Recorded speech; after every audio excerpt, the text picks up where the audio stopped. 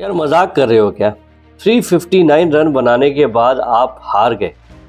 और ऐसा नहीं है कि आप बहुत अच्छा खेले, आपसे बेहतर खेल गया। सोचिए कि हिस्ट्री में इतना बड़ा स्कोर साउथ अफ्रीका तीसरी बार चेस करता है। 2 बार तो ऑस्ट्रेलिया के साथ, वो 400 रन वाला तो छोड़ दो भैया, मतलब एक लेवल हाई था। कभी किसी ने सोचा नहीं थी इतना रन चेज हो जाएगा। हर्षल गिब्स ने ऑलरेडी कहा था, पिछली रात को मैं लिया था, उसके बाद मुझे कुछ नहीं मालूम। और क्या मैच खेल कर गया भाई उसने।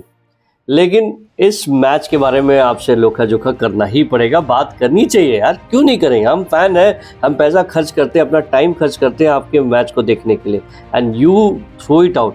मैं तो कहता हूँ यार, वॉशिंगटन सुंदर को आपने एक ऑलराउंडर की तरह टीम में घुसाया, लेकिन आप उससे ना बैटिंग करवाते हो ना बॉलिंग करवाते हो। बॉलिंग उससे होती नहीं है, बैटिंग कर नहीं पा रहा है प्रेशर में।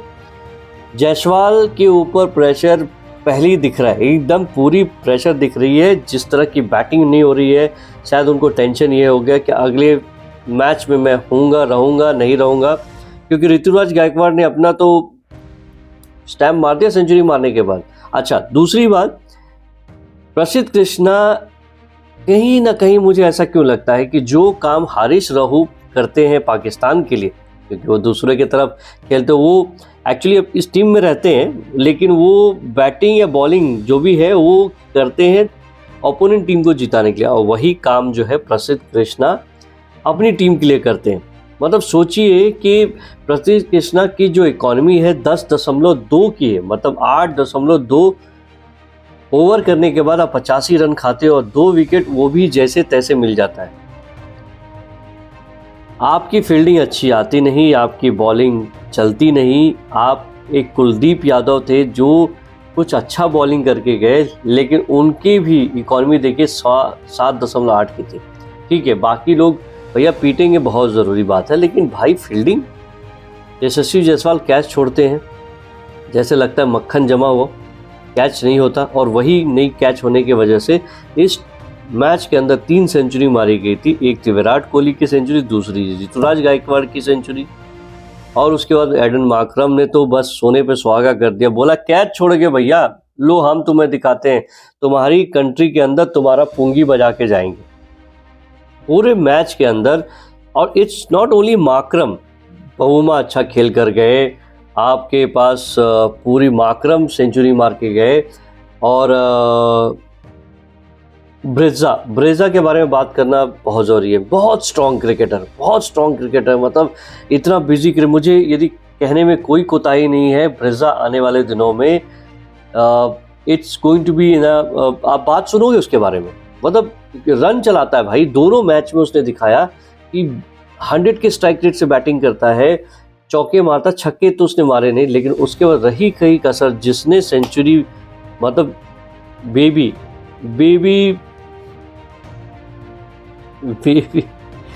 डिविलियर्स कैच दिखाया था उसने, आउट करा था, वो कैच खतरनाक कैच था भाई। और उसके बाद उसने जो बैटिंग की है बॉस, कुलदीप यादव की इकॉनमी पूरी ख़राब कर दी।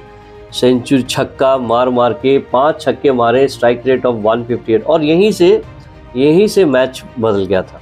दूसरी बात, कॉर्विन बॉश के बारे में बात करें, he is a really strong down order batsman है। मतलब कहीं से भी नहीं लगा कि इंडिया इस मैच को जीत जाएगी। हालांकि बाद में एक फैक्टर तो मैं ये भी कहूँगा कि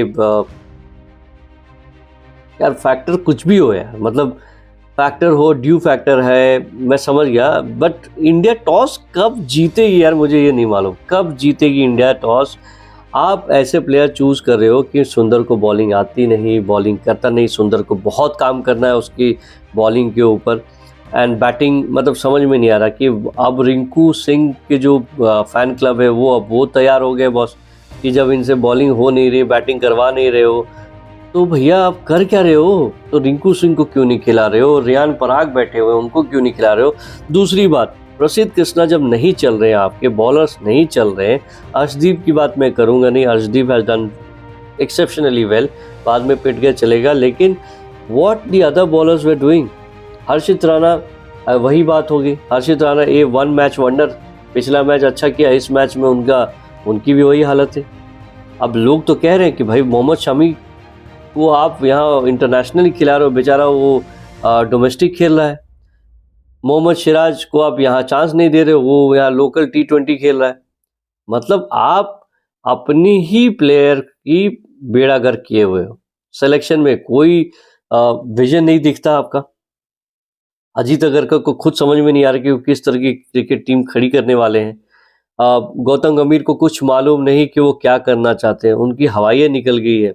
आने वाले दिनों में मैं बता रहा हूँ कि मैच तो अच्छा हुआ भाई, मैं ये बोल रहा हूँ मैच तगड़ा हुआ, लेकिन यार विराट कोहली और रोहित ऋतुराज का जो सेंचुरी बर्बाद किया, और ये जो है ना, इनफैक्ट मैं आपको बता दूं, मुझे जहां तक याद है ऋतुराज गायकवाड़ ने एक और सेंचुरी मारी थी ऑस्ट्रेलिया के खिलाफ, और यही प्रसिद्ध कृष्णा थे जिन्होंने अपना रन पिछवाड़ा खोल के दे दिया और वो मैच ऑस्ट्रेलिया जीत गई। अब ऋतुराज क्या कहेंगे प्रसिद्ध कृष्णा के बारे में कि बॉस मैं जब भी रन बनाता हूँ तू हमेशा उतना ही रन दे देता है हमें हराने के लिए, तो तू हमारे तरफ से खेला है कि उनके तरफ से खेला है। तो boss Gautam Gambhir has to think a lot, and team में बहुत बहुत इंप्रूवमेंट की ज़रूरत है।